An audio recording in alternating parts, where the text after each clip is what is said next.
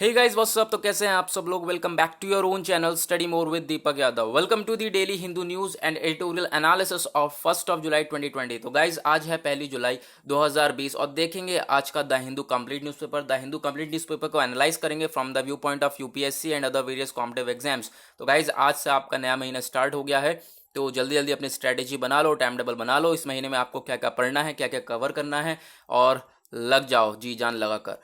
तो गाइज यहाँ पर देखेंगे आज का द हिंदू न्यूज़पेपर को। उससे पहले अगर आपको इनसे रिलेटेड पीडीएफ्स चाहिए और नोट्स चाहिए, ये जो जितने भी करंट अफेयर्स के नोट्स चाहिए और जितनी आप देख सकते हैं यहाँ पे जो न्यूज़पेपर या highlighted newspaper as it is newspaper चाहिए आपको, तो उसके लिए क्या करना है, टेलीग्राम डाउनलोड करना है। टेलीग्राम डाउनलोड करने के बाद सर्च बॉक्स में टाइप करना है study more with Deepak, bracket में यूपीएससी लिखा है, आप देख सकते हैं। तो यहाँ पर जाके क्लिक करना और नीचे ज्वाइन का ऑप्शन आ रहा होगा, ज्वाइन कर लेना। यहाँ पे आपको डेली बेसिस पे नोट्स मिलते हैं, जैसा कि आप यहाँ पर देख सकते हैं। आज हमें जिसका डिस्कशन करना है इंडिया चाइना के रिलेशंस का, उसके बाद आरटीपीसीआर टेस्ट का, मनरेगा का, उसके बाद ढेर सारी चीज़ें जिनका हमें डिस्कशन करना है, सार्क का, और उसके बाद यहाँ पे बिम्स्टेक, इन सारी चीज़ों के बारे में जानेंगे। तो गाइज यहाँ पर आप ज्वाइन कर लेना, आपको सारी चीज़ें यहाँ पर प्रोवाइड कर दी जाती हैं, जैसे कि द हिंदू मिलता है। द हिंदू के बाद आपके लिए यहाँ पे पीआईबी अपलोड होता है। पीआईबी के बाद जो स्टैटिक बुक्स होती हैं जैसे कि एनसीईआरटीज़ वगैरह होती हैं, इकॉनमी, ये सारी चीज़ें अपलोड होती रहती हैं। तो गाइज जाके ज्वाइन कर लेना और यहाँ पर आपको सारे बेनिफिट्स जो जितने भी मिल रहे हैं बिल्कुल फ्री ऑफ कॉस्ट हैं। जी हाँ, बिल्कुल आप सही सुना आपने, फ्री ऑफ कॉस्ट है सारी चीज़ें। आपको न्यूज़पेपर की पीडीएफ्स भी यहाँ पर फ्री ऑफ कॉस्ट प्रोवाइड कराई जाती हैं। तो गाइज जाकर ज्वाइन कर लेना और अभी तक चैनल को सब्सक्राइब नहीं किया तो नीचे रेड कलर का बटन आ रहा होगा, सब्सक्राइब कर देना। साथ ही साथ यहाँ पे जो टेलीग्राम का लिंक है वो मैंने डिस्क्रिप्शन में दे दिया है, उसको क्लिक करके जाकर ज्वाइन कर सकते हो। ठीक, तो देखते हैं आज का द हिंदू, देखेंगे और क्या क्या इंपॉर्टेंट न्यूज़ है। सबसे पहली न्यूज़ है हमारी फ्री फूड ग्रेन जो स्कीम है, इसके बारे में अभी हम डिटेल में बात करेंगे। जो प्रधानमंत्री गरीब कल्याण अन्न योजना है उसके बारे में डिटेल बात करेंगे अभी आगे। तो ये जो स्कीम है उसको बढ़ा दिया गया है, नवंबर तक कर दिया गया है और एडिशनल अब 90,000 करोड़ रुपीज़ यहाँ पे लगाए जाएंगे, जिससे बेनिफिट मिलेगा 80 करोड़ पीपल को। ठीक है, तो यहाँ पर स्कीम को बढ़ा दिया गया है। और उसके बाद और क्या है इंपॉर्टेंट आर्टिकल्स हैं, आगे बढ़ते हैं, देखते हैं। आज हमारे पास लॉट्स ऑफ आर्टिकल्स हैं डिस्कशन करने के लिए और इम्पॉर्टेंट आर्टिकल्स हैं बहुत ज़्यादा और इंटरेस्टिंग आर्टिकल्स हैं जिनका हम डिस्कशन करेंगे। आपको बहुत ज़्यादा अच्छे लगेंगे, आप देखना ईजिली समझ में आएंगे, क्योंकि यहाँ पे हम लोग उसका बैकग्राउंड, साथ में जो स्टैटिक पोर्शन है करंट अफेयर से रिलेट करके कौन सा जीएस पेपर में आना है, सारी चीज़ें कवर करते हैं। यानी कि यूपीएससी का आपका सारा का सारा स्टडी मटेरियल यहाँ पे प्रोवाइड कर दिया जाता है।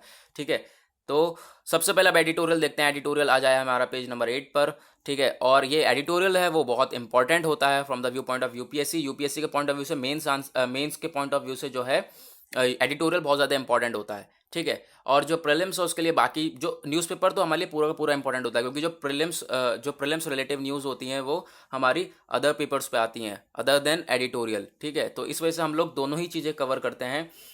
एडिटोरियल के साथ साथ पूरा का पूरा कंप्लीट न्यूज़पेपर एनालाइज करते हैं, प्रीलिम्स और मेंस दोनों को हम लोग प्रिपेयर करते हैं। ठीक है, चलो पहला आर्टिकल देखते हैं जो स्टेट्स होल्ड द की, यानी कि अनलॉक 2। आपको पता है कल हमने पढ़ा इसके अनलॉक 2 फेज यहाँ पे अनलॉक हो गया है। अनलॉक 1 तो चल ही रहा था, अनलॉक 2 फेज हो गया है। और यहाँ पर जो नाइट कर्फ्यू था उसमें भी तो ईजीनेस लिया है। ठीक है, उसमें भी यहाँ पर आराम मिला, राहत मिली है। तो उसको लेकर बात हो रही है। जो स्ट्रैटेजीज हैं, अब हमें जो डिजीज़ को कंट्रोल करना है और जो एक्टिविटीज़ हैं उन सबको हमें बहुत ज़्यादा ध्यान परखते हुए, ठीक है, बहुत ज़्यादा ध्यान से अब आगे बढ़ना है, क्योंकि अनलॉक 2 फेज भी आ गया है। तो और ज़्यादा फूंक फूंक के कदम रखने हैं, क्योंकि यहाँ पर कभी भी कुछ भी हो सकता है, केसेस तेज़ी से बढ़ सकते हैं, उनको रोकना है।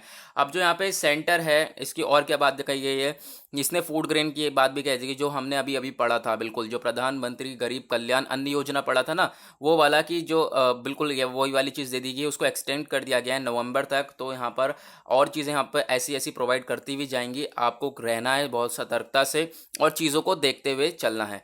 उसके बाद नेक्स्ट आर्टिकल यहाँ पर यह है, in ending stand off magnanimity must prevail. अब यहाँ पर ये आर्टिकल क्या है, इंडिया चाइना के रिलेशन के बारे में।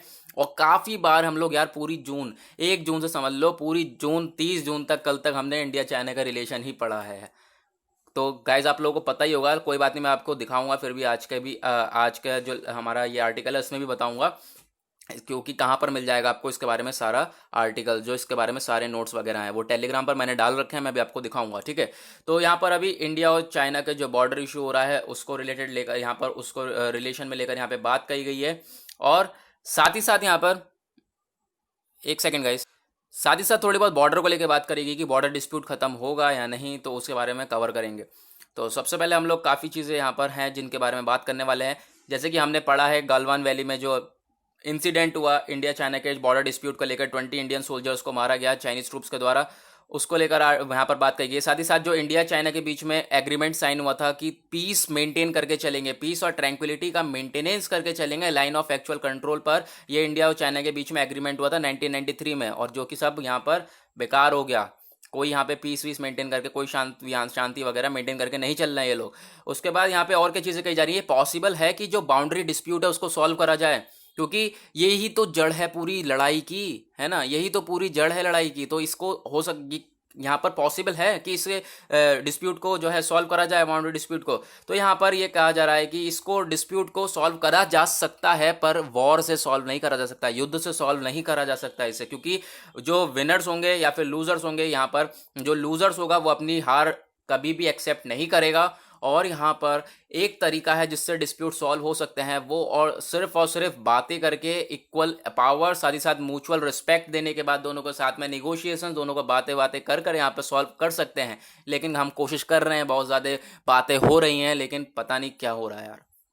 चलो, उसके बाद जो चाइना का रिकॉर्ड अब बता रहे हैं, यानी कि 1962 से लेकर 1960 से लेकर पूरा रिलेशन है, यहाँ पर पूरा रिलेशन की बात हो रही है। और यहाँ पे जो इतनी चीज़ें कवर करी, यहाँ पे पूरा रिलेशन भी कवर नहीं करा है। जहाँ पे मैंने चीज़ें दी हैं इन चीज़ों के बारे में, वहाँ पे 1960 से लेकर 1962 से लेकर 2020 तक पूरा का पूरा रिलेशन कवर है। तो चलते हैं वहाँ पर, थोड़ी बहुत चीज़ें वहाँ से कवर करेंगे, क्योंकि हम लोग यहाँ पर डिटेल में एनालिसिस कर रहे हैं। साथ ही साथ यहाँ पर आपको बॉर्डर इशू भी दिखाता हूँ मैं।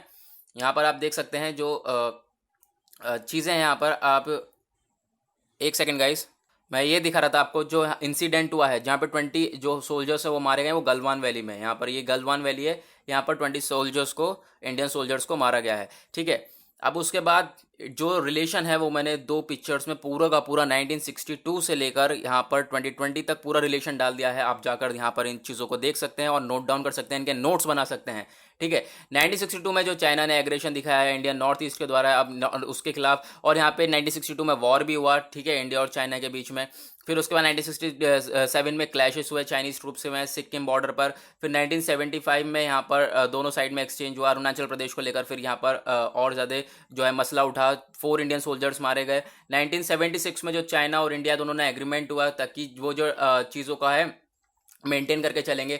1986 और 87 में जो चाइनीज़ ट्रूप्स हैं, चाइनीज़ ट्रूप्स घुस गए फिर अरुणाचल प्रदेश में।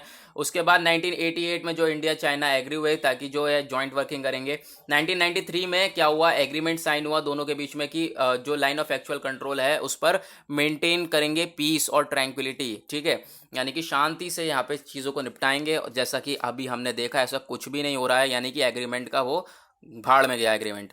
उसके बाद 1996 में जो इंडिया चाइना ने साइन किया एग्रीमेंट कॉन्फिडेंस के ऊपर, जो कि LAC को लेकर यहाँ पे अभी हमने बात करी थी, उसी को लेकर बात हो रही है। उसके बाद 1999 में कारगिल कॉन्फ्लिक्ट के ऊपर बात हो रही है। फिर यहाँ पर फिर उस 2000 में क्या हुआ, जो चाइनीज सोल्जर्स हैं उन्होंने बिल्ड करी परमानेंट रोड्स, और यहाँ पर और क्या बातें हुई, अपनी रोड्स वगैरह बनाने की बात करने लगे, यानी कि फिर कॉन्फ्लिक्ट उठने लगा, ठीक है, अक्साई चीन एरिया वाला। यहाँ पर वहाँ पर बताने लगे कि यहाँ पे हम लोग रोड्स वगैरह बनाएंगे, लेकिन इंडिया ने रोड्स बनाने नहीं दी। फिर 2013 में क्या हुआ, चाइनीज ट्रूप्स यहाँ पर जो है घुसे लद्दाख में, ठीक है, डेप्सैंग वैली में। फिर यहाँ पर और ज़्यादा इशू हुआ, ठीक है। फिर उसका 2014 में, यानी कि चाइना की हरकत देख रहे हो, शुरू से ही लेकर चाइना की हरकत ऐसी ही है। चाइनीज सोल्जर्स ने अटैम्प्ट किया ताकि रोड बना सकें चुमार एरिया ऑफ लद्दाख में, लेकिन यहाँ पर मोदी जी ने जो है बनाने नहीं दिया। उसके बाद 2017 में जो इंडियन सोल्जर्स हैं वो प्रिवेंट करने गए चाइनीज़ ट्रूप्स को, कि जो चाइनीज़ ट्रूप्स हैं जो भूटान बॉर्डर है वहाँ पर रोड्स वगैरह बनाने की कोशिश कर रहे थे और घुसने की कोशिश कर रहे थे, तो वहाँ पर भी इन्होंने कुछ नहीं करने दिया। फिर 2020 में आपको पता है गलवान वैली में जो इंसिडेंट हुआ, यानी कि पूरा का पूरा रिलेशन हमने कवर कर दिया, वो भी चंद मिनटों में। तो गाइज यहाँ पे पूरा का रिलेशन हमने कवर कर दिया। साथ ही साथ और क्या चीज़ें हैं कि इंडिया को जो है सीखना चाहिए अपने 1962 के वॉर से। 1962 में जो पाकिस्तान ने खेल खेला था, वो पाकिस्तान कह रहा हूँ, चाइना ने जो खेल खेला था वही खेल यहाँ पे फिर से दिखाई दे रहा है, यानी कि अभी हम लोगों ने अभी कुछ ही दिन हुए हैं, हमने रिसेंटली कवर करा था इसके बारे में आर्टिकल की जो 1962 है उससे क्या सीख सकता है, हमने सारी चीज़ें कवर करी थी। तो अगर आप डेली बेसिस पे न्यूज़ एनालिसिस देख रहे हो तो आपको चीज़ें पता होंगी। तो यही बात हो रही थी कि 1962 में क्या हो रहा था कि पाकिस्तान के ऊपर ध्यान दे रहा था इंडिया की, पाकिस्तान हमला करेगा, पाकिस्तान हमला करेगा, लेकिन चाइना ने हमला कर दिया था। तो उसको लेकर बात हो रही है कि चाइना जो है कभी भी उसके ऊपर विश्वास नहीं करा जा सकता, कभी भी कुछ भी कर सकता है, इस वजह से मेंटेन करके चलना पड़ेगा हमें सारी चीज़ें। नेक्स्ट आर्टिकल क्या है, जो पीसीआर टेस्टिंग है वो दो धारी तलवार की बात करी जा रही है, दो धारी तलवार की तरह काम कर रहा है पीसीआर टेस्टिंग। जो पॉलीमराइज चेन रिएक्शन है, ये टेस्टिंग जो हो रही है कोविड-19 के लिए, ये दो धारी तलवार की तरह काम करी जा रही है। अब यहाँ पे मैं आपको थोड़ा बहुत ओवरव्यू देता हूँ इसका। ये क्या बात हो रही है कि एक तो यहाँ पे जो है रिजल्ट वो पॉजिटिव भी बता रही है, ठीक है। पॉजिटिव के साथ साथ यहाँ पे एक फॉल्स रिजल्ट भी आ रहा है, यानी कि जिसको यहाँ पर अगर है तो उसका नेगेटिव भी आ जाता है रिजल्ट, जिसको नहीं है उसका पॉजिटिव भी आ जाता है ना। और एक तो जो है कि बिल्कुल सही रिजल्ट भी आता है पॉजिटिव, यानी कि ट्रू और फॉल्स दोनों ही रिजल्ट आ रहे हैं। तो उसको लेकर बात करी जा रही है भाई कि इस चीज़ को टैकल करके चलो, क्योंकि यहाँ पर इससे काफ़ी ज़्यादा परेशानी हो सकती है हमारे नेशन में, तो हम लोगों को इस चीज़ को संभाल के चलना पड़ेगा। तो सबसे पहले अब यहाँ पर देखते हैं, जनवरी में जो है लेबोरेटरी थी, एक ही लेबोरेटरी थी जो यहाँ पर पीसीआर टेस्टिंग की थी, पॉलीमराइज चेन रिएक्शन की जो टेस्टिंग होती थी, इसका लैब था वो जनवरी के टाइम पर इंडिया में सिर्फ एक ही लैब था। उसके बाद यहाँ पे आज के टाइम पे 1000 हो गए हैं, और हमने कल ही कवर करा था 1047 लैब हैं आईसीएमआर का कहना है, ठीक है। 1447 लैब्स हैं, कल ही हमने कवर करा था, ठीक है। डेली बेसिस पे इंटरलिंक चीज़ें आ रही हैं। उसके बाद और क्या बात हो रही है, जो टेस्ट वैलिडिटी होगी वो डिपेंड करेगी लेबोरेटरी क्वालिटी पे कि किस तरीके की लेबोरेटरी क्वालिटी है, और जितनी क्वालिटी ख़राब रहेगी उतना ही टेस्ट में क्या होगा, घपला दिखेगा। तो हम लोगों को लेबोरेटरी की क्वालिटी को मेंटेन करके चलना पड़ेगा ताकि हम लोग चीज़ों को जल्द से जल्द निपटा सकें और अच्छी तरीके से एकदम क्वालिटी तरीके से निपटा सकें, ठीक है। एक जो पॉजिटिव टेस्ट है, अब यहाँ पे एक जो पीसीआर टेस्ट है उसे बून और बेन भी कहा जा रहा है, ठीक है। एक तो हमारे लिए अच्छा भी और बेकार भी कहा जा रहा है। बून क्या करा जा रहा है कि यहाँ पे पॉजिटिव एक अच्छा रिजल्ट बताता है, एकदम ट्रू रिजल्ट बताता है, ठीक है, पीसीआर टेस्टिंग कि हाँ भाई इसे पॉजिटिव यानी कि इसे कोरोना वायरस है तो इसका पॉजिटिव रिजल्ट आ रहा है। लेकिन इसके लिए यहाँ पर एक बेन रिजल्ट भी बता रहा है। यहाँ पर बेन क्या कि यहाँ पर एक उसके अगेंस्ट रिजल्ट बता रहा है कि जो false negative false positive result भी बता रहा है, यानी कि जिसको है उसका नेगेटिव बता रहा है, जिसको नहीं है उसका पॉजिटिव बता रहा है। अभी आपको इसमें एक एग्जाम्पल दिया आर्टिकल में, बहुत इंटरेस्टिंग एग्जाम्पल दिया, उसके बारे में बताऊंगा, ठीक है। अभी यहाँ पर क्या बात हो रही है, जो लेबोरेटरीज है उनकी क्वालिटी मेंटेन करके चलनी पड़ेगी, क्वालिटी को इंश्योर करके चलना पड़ेगा। अगर क्वालिटी मेंटेन नहीं करेंगे तो कुछ नहीं हो सकता। यहाँ पे एक एग्जाम्पल दे रखा है एक पर्सन का जो कि मीटिंग वगैरह जब में जा रहा था, ठीक है, लेकिन उसकी टेस्टिंग उसे लग रहा था कि पॉजिटिव वो कोरोना वायरस है, वो पॉजिटिव निकलेगा। उसकी टेस्टिंग करी गई और 2 टेस्ट करा गया, और वहाँ पे ले जाके उसे हॉस्पिटल्स वगैरह में, एक तो वो डर रहा था कि यहाँ पर उसको चिंता तो सबको ही होगी यार, हॉस्पिटल में जा रहा है कोई भी इंसान, तो साथ ही साथ उसका जो बिल वगैरह भी होगा। तो इन सब चीज़ों को देखते हुए उसका टेस्टिंग वगैरह करेगा, 2 टेस्ट करेगा, दोनों निकले एकदम नेगेटिव, यानी कि उसको था ही नहीं, और उसकी जो मीटिंग वगैरह थी वो सब मिस हो गई। और अब समझ लो क्या सिस्टम है, यानी कि जो चीज़ें हैं वो एकदम क्लैरिटी नहीं है चीज़ों में, ठीक है, एकदम जो क्लैरिटी भी क्या, एक्यूरेसी नहीं है, एक्यूरेसी लानी पड़ेगी। उसके बाद अब यहाँ पे क्या बात हो रही है, जो फर्स्ट रिजल्ट था वही फॉल्स पॉजिटिव निकला है, यानी कि पहला रिजल्ट ही फॉल्स पॉजिटिव निकला है, यानी कि पहला रिजल्ट ही गलत निकला है। तो क्या करा जाएगा, तो यानी क्वालिटी है लेबोरेटरी की वो सही नहीं है, क्वालिटी को मेंटेन करो भाई। उसके बाद जो अर्जेंट नीड है कि मैं वापस वही वाली बात हो रही है पूरे आर्टिकल में, क्वालिटी को मेंटेन करी जाए, क्वालिटी को मेंटेन करी जाए ताकि जो कोरोना वायरस की टेस्टिंग है इन्फेक्शन की, उससे अच्छी तरीके से निपटा जाए। एक भी अगर पीसीआर टेस्टिंग गलत हो जाती है, यानी कि एक भी अगर पीसीआर टेस्टिंग गलत हो जाती है तो इसका मतलब बहुत ज़्यादा भुगतना पड़ सकता है। क्यों? क्योंकि अगर मान लो किसी को पॉजिटिव यानी कि किसी को कोरोना वायरस है, ठीक है, मान लो कोविड-19 इन्फेक्शन है उसे, और उसका रिजल्ट आ रहा है नेगेटिव, और वो पूरे में स्प्रेड कर सकता है, पूरे में फैला सकता है, अकेला बंदा तहस नहस मचा सकता है, ठीक है। तो यहाँ पर क्या तहस नहस अकेला बंदा मचा सकता है, यानी कि जो पीसीआर टेस्टिंग है उस पर बहुत ज़्यादा ध्यान देना पड़ेगा, क्योंकि यहाँ पर कुछ भी हो सकता है, ठीक है। मोर ओवर यहाँ पे जो और क्या बातें कही जा रही है, जो एक second guys, contacts with false negative results will not be quarantine but allowed to spread the virus, ठीक है। यहाँ पर क्या होगा कि जो नेगेटिव रिजल्ट्स हैं वो उसे क्वारंटीन, यहाँ पे नेगेटिव आ रहा है उनका, जो टेस्टिंग आ रही है वो नेगेटिव आ रही है, तो उन क्या करेंगे, वो बाहर घूमेंगे। अब बाहर घूमेंगे तो वो और ज़्यादा उन चीज़ों को फैला सकते हैं, यानी एक ट्रेजिडी, पर्सनल ट्रेजिडी क्रिएट हो सकती है अगर हम सही से स्टेप नहीं उठाएंगे। तो इस वजह से जो है क्वालिटी को मेंटेन करके चलें। साथ ही साथ अगर जैसे भी डॉक्टर वगैरह हैं, अगर जिससे भी शक हो रहा है कि हाँ यहाँ पर कुछ भी हो सकता है, और यहाँ पर हम लोग इसका नेगेटिव आ रहा है पॉजिटिव आ रहा है, तो उस सब उससे जो अलर्ट रहें और उसके बारे में सब चीज़ों को बताया जाए, अलर्ट रहें और चीज़ों को बचा जाए उससे, ठीक है। अगर उसके बारे में अवेयरनेस फैलाई जाएगी, बताया जाएगा या फिर उसे रखा जाएगा क्वारंटीन जगह पर ही काफ़ी टाइम तक, तो जो है इससे चीज़ों को बचा सकते हैं। साथ ही साथ यहाँ पे इन सारी चीज़ों से भी एक बढ़िया क्या चीज़ है कि डायग्नोस करें, ठीक है। एक एक आखिरी तरीका क्या है, डायग्नोस करें, यानी कि सिम्टम्स वगैरह दिखाई दे रहे हैं तो उसे वहीं क्वारंटीन कर दो, ठीक है, सिम्टम्स वगैरह दिखाई देने पर ही। तो गाइज यहाँ पर हो गया वाला आर्टिकल कवर। नेक्स्ट हमारा एडिटोरियल है कंट्रोल नॉट डिलीट। यहाँ पे जो अभी यहाँ जो है चाइनीज़ ऐप्स को बैन करा गया उसके ऊपर बात हो रही है कि चाइनीज़ ऐप्स को बैन करा गया, उससे हमारा भी नुकसान हो सकता है, ठीक है। तो यहाँ पर ब्लॉक करें 59 ऐप्स, यहाँ पे हम लोगों ने कल उसके बारे में बात करी थी।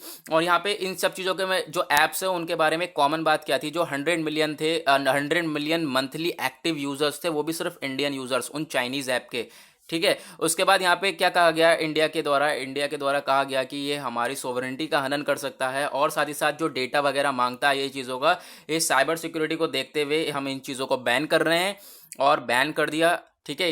ये 60 के 60 ऐप्स, 59 ऐप्स। उसके बाद और क्या चीज़ें हो रही हैं कि जो है यहाँ पे आर्टिकल क्या कह रहा है, जो गवर्नमेंट का ये डिसीजन है, गवर्नमेंट ने क्या करा है, एक चलो सही सही चीज़ भी करी है लेकिन उसका पीछे रीज़न बहुत गलत बताया है, ठीक है। रीज़न गवर्नमेंट ने स्टेप सही उठाया है लेकिन रीज़न गलत है। रीज़न क्या दे दिया उन्होंने, रीज़न ये दे दिया कि जो साइबर सिक्योरिटी का हनन कर रहा है ना उसको लेकर। लेकिन यहाँ पे ये कहा जा रहा है कि ये तो सबको पता है कि चाइना और इंडिया के बीच में जो बॉर्डर इशू चल रहा है वो बहुत ज़्यादा तगड़ा चल रहा है, ठीक है, बहुत ज़्यादा टेंशन चल रही है दोनों के बॉर्डर के बीच में। तो ये हम लोगों ने क्या करा है, चाइना को मैसेज भेज दिया इस चीज़ से लेकर, ठीक है, कि बॉर्डर इशू चल रहा है, इसकी वजह से हमने बैन कर दिया, ठीक है। क्योंकि और भी ऐप्स हैं जो कि इंडिया में हैं और उसमें मिलियंस ऑफ यूज़र्स जो कि हैं इंडिया के एक्टिव यूज़र्स हैं, और भी ऐप्स हैं, तो उनको बैन नहीं करा, सिर्फ और सिर्फ चाइना के ऐप्स को बैन करा है। तो उसी को लेकर बात है। और इंडिया की इकॉनमी है जो वो डिपेंडेंसी है चाइना पे, इकॉनमी जो है डिपेंड है वो बहुत ज़्यादा क्या काफ़ी हद तक डिपेंडेंट है। उसके बाद छोटी से लेके सारी बड़ी बड़ी चीज़ें भी, सेमीकंडक्टर से लेके फार्मास्यूटिकल इंग्रेडिएंट्स और 4G 5G नेटवर्क, सारी चीज़ें जो हैं चाइना की हैं इंडिया में। तो इन सारी चीज़ों जो है अगर हम ऐसा करते हैं, सोशल मीडिया को डिलीट बटन दबाते हैं, यानी कि सोशल मीडिया जितने भी और गेमिंग ऐप्स वगैरह हैं इनको हम लोग अगर डिलीट करते हैं तो ये हमारी भी प्रॉब्लम पहुंचा सकती है, ठीक है, हमारी सरफेस को भी। चलो और आर्टिकल क्या है, नेक्स्ट है यूटिलाइज करें मनरेगा को अपनी फुलेस्ट कैपेसिटी पे। और ये क्योंकि अभी हम लोग सबसे ज़्यादा पॉपुलर क्या है, मनरेगा भी ज़्यादा बात किसकी चल रही है, गरीब कल्याण रोजगार अभियान की बात चल रही है। तो इसके नाम पर हम इसको ना गंवाएं, ठीक है, इसको डाइल्यूट ना करें, इसको मनरेगा को ना डिबाएं, क्योंकि यहाँ पर ये बहुत बेस्ट चीज़ है जो कि एक अपॉर्चुनिटी, एम्प्लॉयमेंट अपॉर्चुनिटी दे सकती है लोगों को, तो उसको नहीं गायब करना है, ठीक है।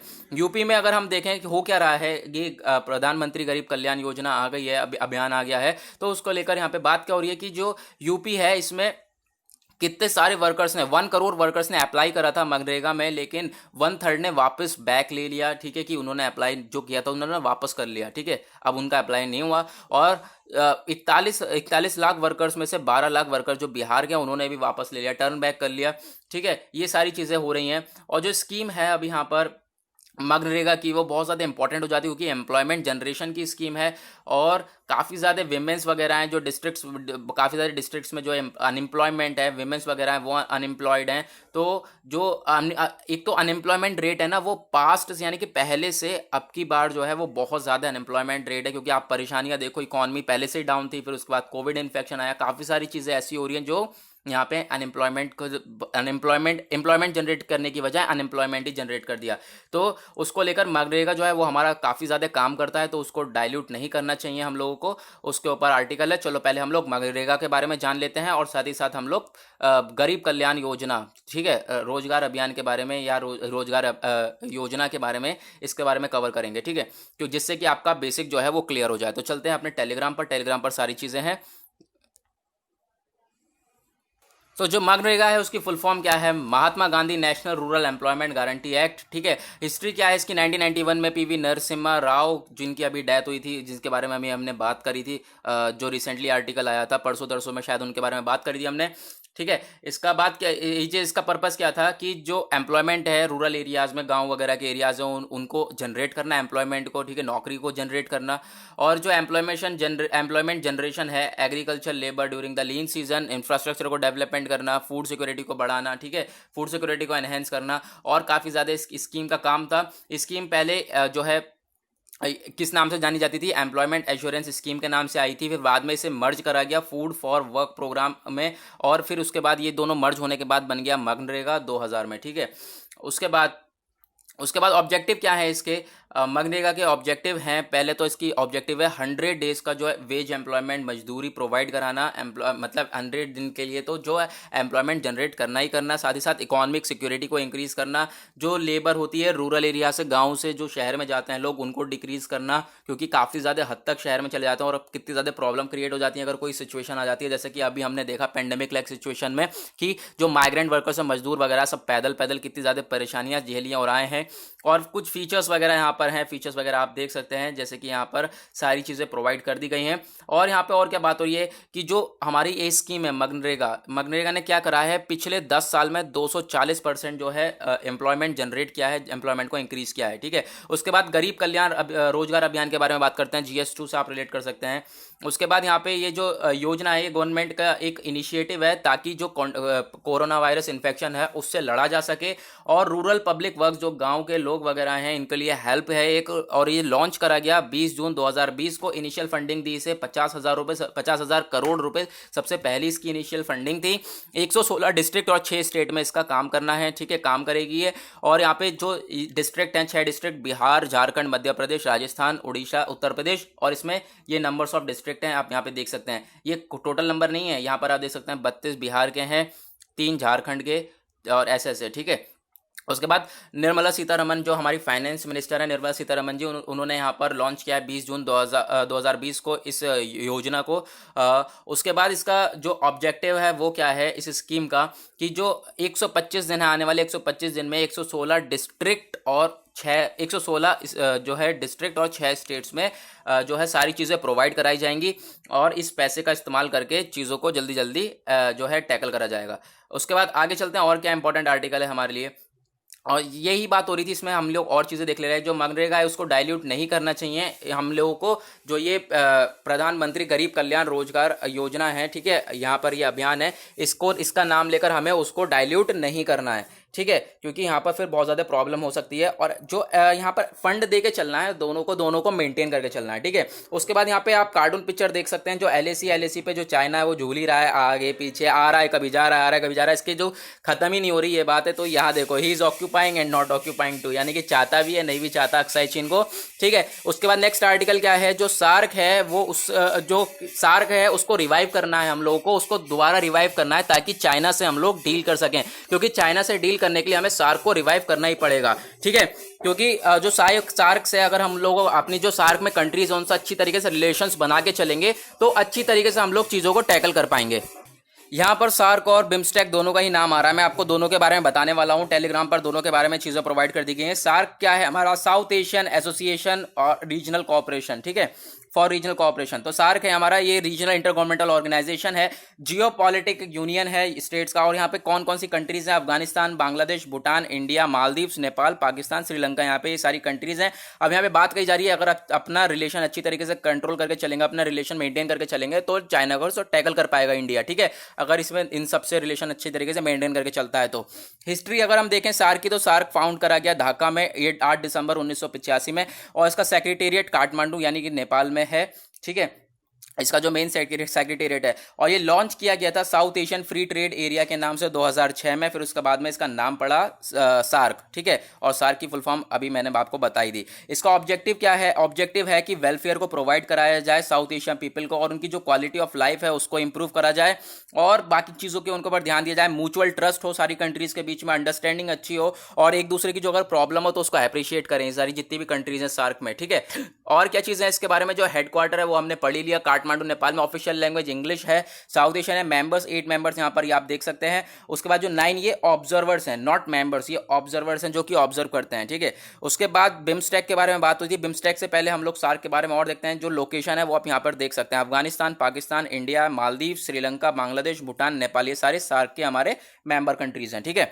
उसके बाद आगे चलते हैं, आगे हम लोग बात करते हैं बिम्स्टेक की। बिम्स्टेक भी GS पेपर 1, 2, यहाँ पर आप 3 से भी रिलेट कर सकते हैं इसको, ये इंपॉर्टेंट हो जाता है। और बिम्स्टेक की फुल फॉर्म क्या है Bay of Bengal initiative for multi sectoral technical and economic cooperation, ठीक है। और इससे पहले क्या कहा जाता है, पहले इसके नाम से था, यहाँ पर मैं भी नाम से बताऊंगा जो कंट्रीज के नेम से है, बांग्लादेश, इंडिया, श्रीलंका, थाईलैंड, यहाँ पर ऐसे कहा जाता है। और भी चीज़ें हैं, ठीक है, और भी कंट्रीज थी, अभी मैं आपको बताऊंगा उसके बारे में।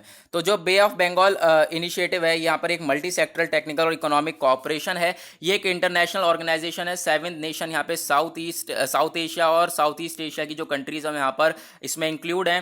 और वो कौन कौन सी कंट्रीज हैं, बांग्लादेश, भूटान, इंडिया, म्यांमार, नेपाल, श्रीलंका और थाईलैंड यहाँ पे कंट्रीज हैं जो कि डिपेंड होती हैं बे ऑफ बंगाल में, ठीक है, बे ऑफ बंगाल से। उसके बाद यहाँ पे इसका जो मेन सेक्रेटेरिएट है वो ढाका यानी बांग्लादेश में। हिस्ट्री देखो तो 6 जून 1997 में यहाँ पर ये फॉर्म हुआ बैंकॉक में, और नाम था इसका पहले बिस्टेक, क्योंकि यहाँ पे कंट्रीज कम थी और नाम बिस्टेक इसलिए रखा गया था। इसमें Bangladesh, India, Sri Lanka, Thailand economic cooperation के नाम से जो है इसका नाम रखा गया था। उसके बाद यहाँ पे और कंट्रीज ऐड हुई, बांग्लादेश, म्यांमार, और फिर बांग्लादेश भी ऐड हुआ, फिर बांग्लादेश, इंडिया, म्यांमार, श्रीलंका, यहाँ पर और कंट्रीज ऐड हुई जैसे कि म्यांमार वगैरह। तो यहाँ पे बिम्स्टेक नाम पड़ गया। फिर इसको बाद में पूरा ही नाम चेंज कर दिया। पूरा नाम चेंज करा कब, 31 जुलाई 2014 को फर्स्ट समिट हुई इसकी, और रीनेम करा गया बिम्स्टेक को Bay of Bengal initiative multi sectoral technical और इकोनॉमिक कोऑपरेशन नाम दे दिया गया। इसका ऑब्जेक्टिव क्या है, 14 चीज़ों को प्रोवाइड करना, सारी कंट्री में 14 चीज़ों को मेंटेन करना। वो क्या कि जो ये जितनी भी कंट्रीज है इसमें उन 14 चीज़ों को मेंटेन करके चलना। वो कौन कौन सी हैं 14 चीज़ें, trade and investment, transport communication, energy, tourism, technology, fisheries, agriculture, public health, poverty alleviation, counter terrorism, environment, disaster management, people to people contact, cultural cooperation, climate change. और यहाँ पे जो 7 से 13 जो हैं, ठीक है, 7 to जो 13 है, यहाँ पे जो हमने 14 की बात करी, 7 से 13 तक जो ऐड करे गए 8th मिनिस्ट्रियल मीटिंग ढाका में 2005 में। ये जो 7 से 14 जो ऑब्जेक्टिव्स हैं, और जो आखिरी ऑब्जेक्टिव यानी 4th ऑब्जेक्टिव क्लाइमेट जो चेंज है, ये 11th ministerial meeting new Delhi जो 2008 में हुई थी उसमें ऐड करा गया। उसके बाद यहाँ पे मेंबर्स देख सकते हैं आप, इनकी लोकेशन देख सकते हैं क्योंकि ज्योग्राफी के पॉइंट ऑफ व्यू से इंपॉर्टेंट हो जाती है। थाईलैंड यहाँ पे, म्यांमार यहाँ पे, बांग्लादेश, भूटान, नेपाल, इंडिया और श्रीलंका, सारी चीज़ें आपको जो है प्रोवाइड कर दी गई हैं। आप इसके बारे में जाकर देख सकते हैं। चलो भाई आगे चलते हैं और देखते हैं क्या इंपॉर्टेंट। लेक्चर लंबा हो रहा है और हम लोग डिटेल में कवर कर रहे हैं। तो सबसे पहले जो हेल्थ वर्कर्स है उनके लिए वैक्सीन प्रोवाइड करानी चाहिए, ऐसा यहाँ पर पीएम साहब ने कहा है। और यहाँ पे एक जो है सबसे बुरी ये क्या न्यूज़ है, जो 46 मिलियन गर्ल्स हैं वो मिसिंग है इंडिया में, ऐसा बताया जा रहा है। क्योंकि मिसिंग क्या है कि जो 1 of the 9 फीमेल यानी 9 में से एक लड़की, 5 साल से कम की लड़की जो है वो मार दी जाती है, या फिर वो मिसिंग है। मार दी क्यों जाती है, क्योंकि बाद में जब वो पैदा होती है तो देखा जाता है कि हाँ वो लड़की है, क्योंकि लड़की कोई चाहता नहीं, इस वजह से यहाँ पर जो डेथ रेट है लड़की का वो बहुत ज़्यादा है फीमेल का। उसके बाद गाइज आज के लिए आपके लिए एक क्वेश्चन है कि एनफोर्समेंट डायरेक्टोरेट के बारे में आप लोग मुझे बताओगे, जल्दी से कमेंट सेक्शन में ईडी के बारे में बताओगे, कि ईडी के बारे में हम काफ़ी बार डिस्कशन कर चुके हैं और टेलीग्राम में नोट्स भी पढ़े हैं। नहीं आपको पता है तो आप टेलीग्राम पर जाकर थोड़ी बहुत चीज़ें उसके बारे में पढ़कर आप यहाँ पर बता सकते हो, ठीक है। उसके बाद नेक्स्ट यहाँ पर आर्टिकल है, नाडा ने लॉन्च किया है मोबाइल एप्लीकेशन। नाडा क्या है, नेशनल एंटी डोपिंग एजेंसी है। अब एंटी डोपिंग यानी डोपिंग क्या होता है, डोप मतलब कि नशा करना या फिर नशा के टाइप का जो ड्रग्स वगैरह होती हैं, या फिर ड्रग्स वगैरह के साथ साथ जो हमारी स्टेरॉइड्स वगैरह होती हैं जो शरीर को नुकसान देती है, उसको एथलीट्स वगैरह लेते थे, ठीक है, कंपटीशन स्टार्ट करने से पहले, ताकि और ज़्यादा एनर्जी क्रिएट हो जाए, उसको एथलीट्स वगैरह लेते थे। और यहाँ पर ये बिल्कुल सरासर गलत है। उनका जो फ्यूचर है, अगर कोई लेता है तो उसका फ्यूचर जो आने वाले टाइम पर 2-3 साल के लिए बैन कर दिया जाता है, बर्बाद हो जाता है फ्यूचर एथलीट्स वगैरह का। इसलिए अभी काफ़ी ज़्यादा केसेस दिखाई देते हैं इसके ऊपर। तो उसके लिए नाडा ने जो लॉन्च किया एक मोबाइल एप्लीकेशन, जिसमें सारे सब्सटेंसेस बता दिए हैं जितने भी यहाँ पर, कि ये आप स्पोर्ट पर्सन ये आप यूज़ नहीं कर सकते एथलीट के लिए, ठीक है, क्योंकि एथलीट काफ़ी ज़्यादा फंसते हैं इस चक्कर में, क्योंकि वो ये सारी चीज़ें जो डोपिंग चीज़ें टेस्टिंग वगैरह होती है तो यहाँ पर वो निकलते हैं और यहाँ पे उन पर डोपिंग का ऑफेंस लग जाता है, ठीक है। तो उस रिलेटेड यहाँ पे ऐप बना दिया है उसने। चलो ऐप की बात बाद में करेंगे, सबसे पहले नाडा के बारे में जान लेते हैं। नाडा है क्या, ठीक है, नेशनल एंटी डोपिंग एजेंसी के बारे में मैंने आपको यहाँ पर दे दिया है। आप यहाँ पे देख सकते हैं ये एक नेशनल ऑर्गेनाइजेशन रिस्पॉन्सिबल है, जो कि ताकि रिस्पॉन्सिबल है किस लिए, जो डोपिंग को कंट्रोल करा जा सके, जो स्टेरॉइड वगैरह ड्रग्स वगैरह ली जाती हैं एथलीट्स के द्वारा उसको कंट्रोल करा जा सके, क्योंकि उनकी बॉडी को हार्म पहुंचाती है बहुत ज़्यादा, ठीक है। और इन चीज़ों को कंट्रोल करने के साथ साथ ये फॉर्म कब हुई, यूनियन गवर्नमेंट के द्वारा फॉर्म करी गई, सोसाइटीज़ रजिस्ट्रेशन एक्ट के अंडर में यहाँ पे फॉर्म करी गई। और जो नाडा है इसमें रिप्रेजेंटेटिव हैं इंडिया ओलंपिक एसोसिएशन से, और काफ़ी सारी चीज़ें इसके बारे में फॉर्मेशन हमने पढ़ी लिया, जो है 24 नवंबर 2005 में हुआ। टाइप क्या है, नॉन प्रॉफिट है। पर्पस क्या है इसकी, स्पोर्ट्स में एंटी डोपिंग देना। हेडक्वार्टर क्या है, new Delhi, headquarter new Delhi में है इसका।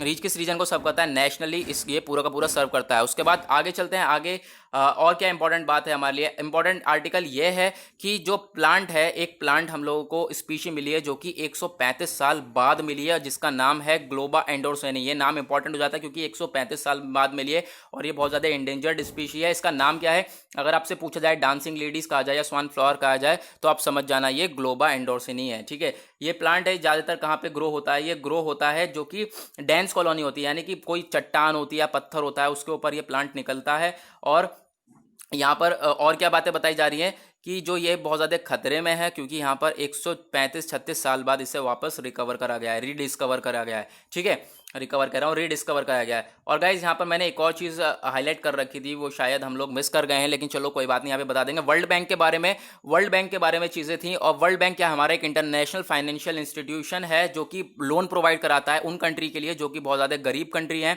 और पुअर कंट्रीज़ हैं। और यहाँ पे दो इंस्टीट्यूशन मिलकर काम करती हैं, कौन कौन सी, इंटरनेशनल बैंक फॉर रिकंस्ट्रक्शन, साथ ही साथ यहाँ पर इंटरनेशनल डेवलपमेंट एसोसिएशन। जो वर्ल्ड बैंक के कंपोनेंट है वर्ल्ड बैंक ग्रुप का, और जो वर्ल्ड बैंक है मोस्ट रिसेंटली इसने जो है गोल बनाया था कि जो पॉवर्टी है उसको घटा देंगे हम ऑल ओवर वर्ल्ड में। उसके बाद और क्या चीज़ें, इसका मोटो क्या है, पॉवर्टी को कम करना। और फॉर्मेट कब हुआ, 1944, 75 साल पहले। टाइप क्या है, एक मॉनेटरी इंटरनेशनल फाइनेंशियल ऑर्गेनाइजेशन है। ट्रीटी इसका लीगल स्टेटस है। हेडक्वार्टर कहाँ पे, वाशिंगटन डीसी यूएस में। मेंबरशिप 189 कंट्रीज हैं और 173 कंट्रीज आईडीए की हैं। ठीक है, क्योंकि यहाँ पर दो फॉर्म में बटी हुई है। तो गाइस यहाँ पर हमने पूरा का पूरा द हिंदू को एनालाइज कर लिया है। तो गाइस आज का द हिंदू कंप्लीट कर लिया है। आपने अभी तक चैनल को सब्सक्राइब नहीं किया तो कर लेना, टेलीग्राम जरूर ज्वाइन कर लेना। आज के लिए बाय बाय।